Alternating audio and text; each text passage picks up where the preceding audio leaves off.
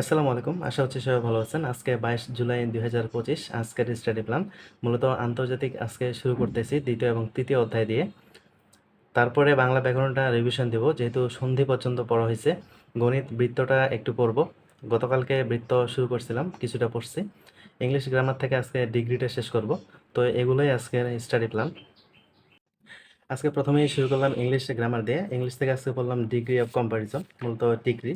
তো চ্যাপ্টারটা বেশি একটা কঠিনও না, বেশি সহজও না। দুই একবার রিডিং ছাড়া আসলে এই চ্যাপ্টারটা ভালো করা সম্ভব না। তো এই জন্য যে বেসিক রুলসগুলো আছে এগুলো খুব ভালো করে পড়ছি, তার সাথে প্রিভিয়াস যে প্রশ্নগুলো আছে এগুলো প্রচুর প্র্যাকটিস করছি আজকে, যাতে করে ডিগ্রি থেকে আসলে তেমন কোনো রকম সমস্যা না হয়। তো আজকে যেভাবে পড়ছি, আর যদি একবার বা দুইবার রিভিশন দেওয়া যায় তাহলে ডিগ্রিটা খুব ভালোভাবে পড়া হয়ে যাবে। মূলত আজকে ডিগ্রিটা পড়লাম, এরপরে বাকি থাকলো adverb plus conjunction plus preposition. এই ৩টা টপিক যদি পড়ি তাহলেই টোটাল পার্টস অফ স্পিচ পড়া হয়ে যাবে। তো নেক্সট ২ দিনের মধ্যেই, ২ দিন বা ৩ দিনের মধ্যেই বাকি ২টা টপিক শেষ করে একটা রিভিশন দিয়ে দিব টোটাল পার্টস অফ স্পিচটা। তো আজকে ইংলিশ এ পর্যন্তই।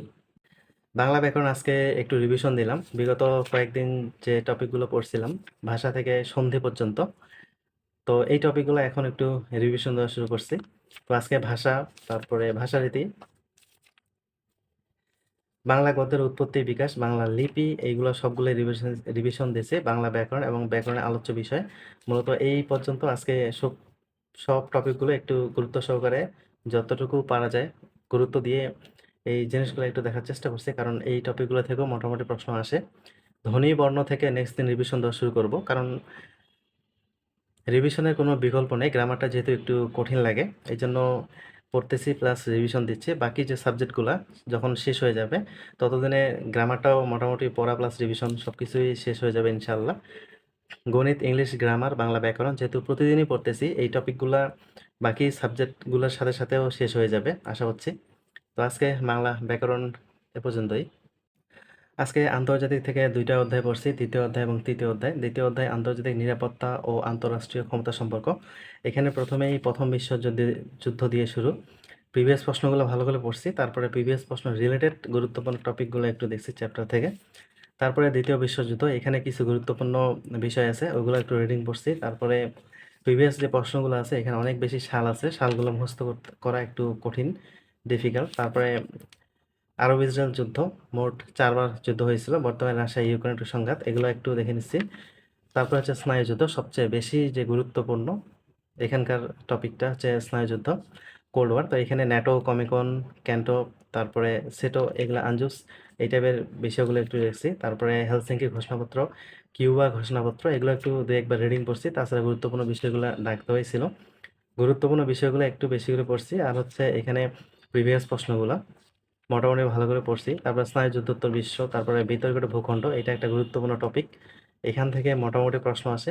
তো এইখানকার প্রিভিয়াস প্রশ্নগুলো রিলেটেড গুরুত্বপূর্ণ যে টপিকগুলো ওইগুলো থেকে একটু দেখার চেষ্টা করছি।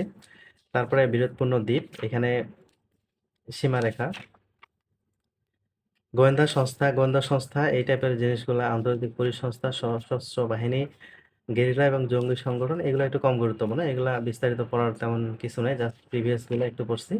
যেগুলা থেকে রেগুলার প্রশ্ন আসে জাস্ট ওইগুলা প্রিভিয়াস প্লাস চ্যাপ্টার ওয়াইজ একটু পড়ার চেষ্টা করছি। বাকিগুলো যেগুলো থেকে খুব একেবারেই আসে না বলতে গেলে, এগুলো থেকে শুধুমাত্র প্রিভিয়াস প্রশ্নগুলোই পড়ছি।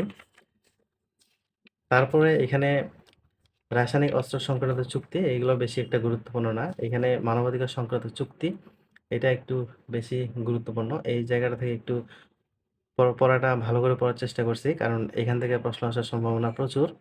এজন্য এখানে প্রিভিয়াস প্রশ্ন প্লাস পড়া যেটা ছিল, তো এগুলো একটু দেখার চেষ্টা করছি। মোটামুটি এ পর্যন্তই ২য় অধ্যায়টা। তারপরে ৩য় অধ্যায় আন্তর্জাতিক পরিবেশগত ইস্যু ও কূটনীতি। এখানে প্রথমে যে ওজোন স্তর, ওজোন, সিএফসি, গ্রিনহাউস প্রতিক্রিয়া, অ্যাসিড বৃষ্টি, এইগুলো থেকে মোটামুটি প্রশ্ন আসে। ৪৬তম বিসিএসও এই টপিকগুলো থেকে প্রশ্ন আসছিল।